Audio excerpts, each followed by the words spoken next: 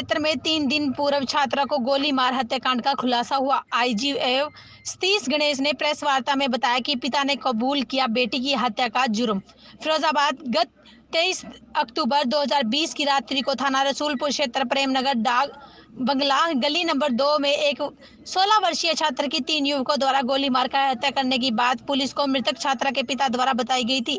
मामले में मौके पर एसएसपी सहित कई थानों का फोर्स आया था।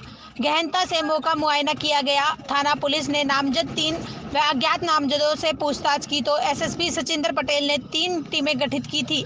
प्रेस वार्ता के दौरान आज एसपी सिटी कार्यालय पर आईजी सतीश गणेश ने घटना का खुलासा कर दिया, जिसमें उन्होंने बताया कि गठित टीमों द्वारा विवेचना के क्रम में पाया गया कि मृतका के पिता द्वारा प्रारंभ में कई विरोधाभासी बयान दिए गए, जिनकी गहराई से जांच की गई तो नामांकित अभियुक्तगण द्वारा घटना कारित करने की बात असत्य प्रतीत हुई। घटना में नामांकित अभियुक्तगण घटना के समय घटनास्थल के पास मौजूद नहीं थे। चैनल 18 भारत के लिए फिरोजाबाद से शशांक जैन की ये रिपोर्ट। कांड हुआ था, बड़ा सनसनीखेज मामला था। पिता ने खुद थाने में आके बताया कि उसकी लड़की को 3 लोगों ने कत्ल किया है।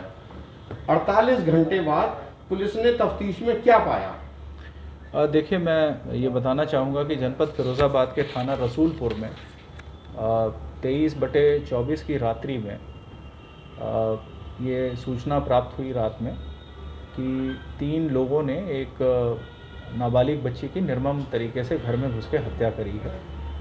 और जो भी मृतक परिवार के लोगों के द्वारा तहरीर दी गई थी, तत्काल पुलिस ने उसको सत्य मानते हुए उसको एफआईआर उसकी दर्ज कराई 302 धारा के अंतर्गत। और चूँकि इसमें पीड़िता एक पर्टिकुलर कास्ट को बिलोंग करती थी तो उसमें SC/ST एक्ट की धाराएं भी समावेश उसमें किया गया था। और इसके बाद तत्काल रात्रि में ही SP Firozabad, SP city Firozabad और तमाम जनपद के वरिष्ठ अधिकारी गणों के द्वारा घटनास्थल का निरीक्षण किया गया। दोपहर में एडीजी जोन आगरा और मेरे द्वारा भी घटनास्थल का निरीक्षण किया गया था।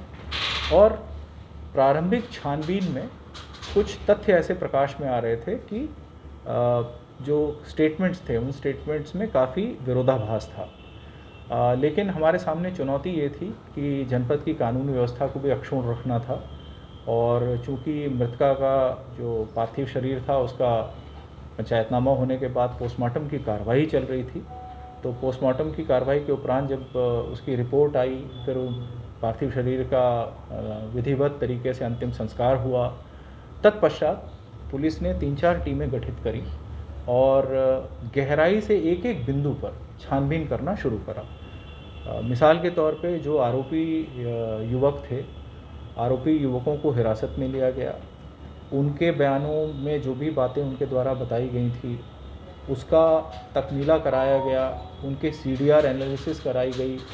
जहाँ जहाँ वो अपनी मौजूदगी की बात बता रहे थे वहाँ के CCTV कैमरा के फुटेजेस निकाले गए और ये धीरे धीरे तथ्य एस्टैब्लिश होने लगा कि कहीं ना कहीं जो वादी पक्ष है, यानी कि जो मृतका का पिता है, उनके द्वारा इस पूरे प्रकरण में पुलिस को गुमराह किया जा रहा है और पुलिस को गलत तथ्य बताकर FIR पंजीकृत कराई गई है। इसके बाद फिर मोहल्ले के कुछ मोअज़्ज़िज़ लोगों से पुलिस ने अलग अलग बातचीत करी, परिवार के लोगों से अलग अलग बातचीत करी और हर बातचीत का बाकायदा वीडियोग्राफी कराई गई ताकि भविष्य में वो अपनी बात से मुकर ना पाएँ। तो जब इस तरह की सस्टेन्ड इंटरोगेशन पुलिस ने करी है एसपी फिरोज़ाबाद के नेतृत्व में, तो अंततोगत्वा ये तथ्य एस्टैब्लिश हो गया कि कहीं ना कहीं ये घटना जो है वो परिवार के लोगों के द्वारा ही कारित की गई है। और मृतका के जो पिता थे, उनके जो भाई हैं, उनसे जब और डिटेल में ग्रिल किया गया, उनसे बातचीत की गई, तो उन्होंने खुल के ये बात बताई कि ये घटना जो है उनके भाई के द्वारा ही कारित कर गई। और उसकी वजह भी उन्होंने स्पष्ट करी है कि विगत कुछ दिनों से उनके पिता इस बात को लेकर खिन्न रहते थे कि उनकी बेटी कुछ अज्ञात लोगों से दूरभाष पर वार्ता करती है। तो कहीं ना कहीं पिता के मन में इस बात को लेकर काफ़ी गुस्सा था और घटना वाले दिन शाम को भी उनके द्वारा उन युवकों से जिनसे उनको शक था कि उनकी बेटी बात करती है, उनसे मोबाइल पे भी बात की गई और कुछ के घर जाके भी उनसे बातचीत की गई। और जब वो कन्विंस हो गए कि ज़रूर उनकी बेटी की बात किसी व्यक्ति से होती है, तो घर आने के उपरांत उन्होंने अपनी बेटी से सीधे लफ्ज़ों में ये बातचीत करी कि क्या तुम्हारी किसी से बात होती है। तो जब बेटी ने जो भी उत्तर दिया उससे पिता एकदम से गुस्से में आए, अपना आपा अपने नियंत्रण से बाहर हो गए और एक अवैध कट्टे से उन्होंने बहुत ही क्लोज रेंज से अपनी बेटी के राइट साइड में टेम्पल की तरफ उन्होंने गोली मार दी।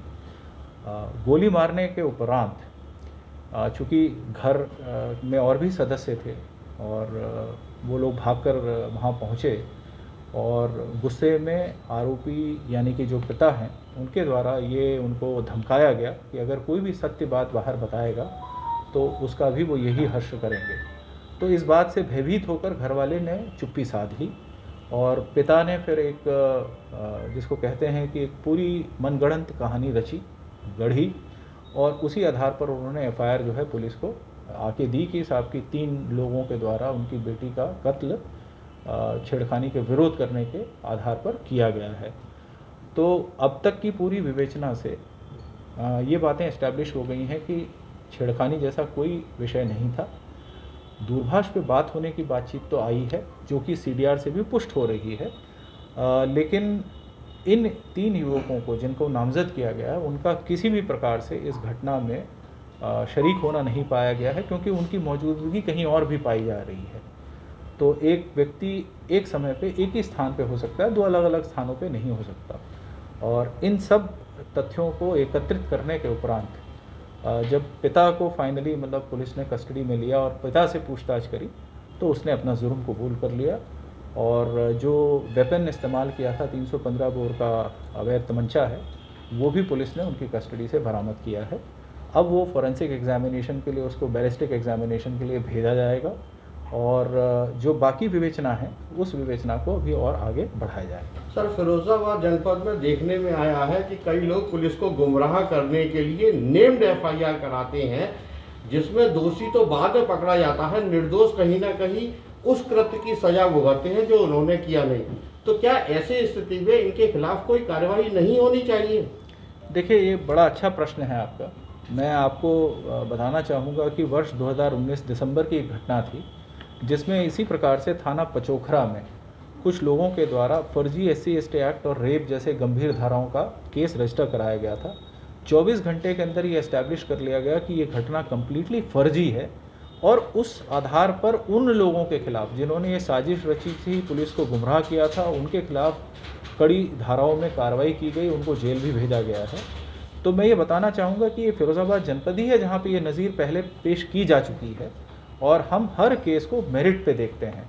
हर केस की अपनी एक पृष्ठभूमि होती है और निश्चित रूप से गलत सूचना देना या निर्दोष लोगों को फंसाना भी कानूनन उतना ही बड़ा अपराध है जितना कि मुख्य अपराध होता है। लेकिन हर घटना की पृष्ठभूमि डिसाइड करती है कि हम किस प्रकार की कार्रवाई करेंगे। और मैंने जब हम 24 तारीख को यहाँ आए थे और मीडिया के साथियों ने ये बात हमसे पूछी थी कि साहब कि इसमें कार्रवाई होगी, तो हमने एक ही बात कही थी कि जो भी दोषी होगा उसके खिलाफ हम सख्त से सख्त सज़ा का प्रावधान करेंगे और कठोर से कठोर कार्रवाई कराएंगे अपनी स्तर से। और आज ये जो घटनाक्रम का अनावरण हुआ है और उसके लिए हमारे SP फिरोज़ाबाद सचिंद्र पटेल जी, SP city Mukesh Mishra, CO city Harimohan Singh और हमारे टीम के बाकी अन्य सदस्यों ने पिछले 48 घंटे से लगातार इस केस पे बहुत अधिक मेहनत करी है और जिसका परिणाम है कि 3 निर्दोष युवक तो जेल जाने से बच रहे हैं और साथ ही साथ कानून में लोगों की आस्था, जैसा कि माननीय मुख्यमंत्री जी का हमेशा से कथन है कि दोषी को किसी भी कीमत पे ना बख्शा जाए, तो कहीं ना कहीं नीर शीर न्याय के सिद्धांत के आधार पर फिरोज़ाबाद पुलिस ने एक बार फिर से 3 निर्दोष युवकों को जेल जाने से न सिर्फ बचाया है बल्कि कानून के प्रति लोगों की आस्था या पुलिस की कार्यप्रणाली किस प्रकार से होनी चाहिए, पारदर्शी कार्यप्रणाली होनी चाहिए, उस कार्यप्रणाली का एक बार फिर से एक अच्छा नमूना प्रस्तुत किया।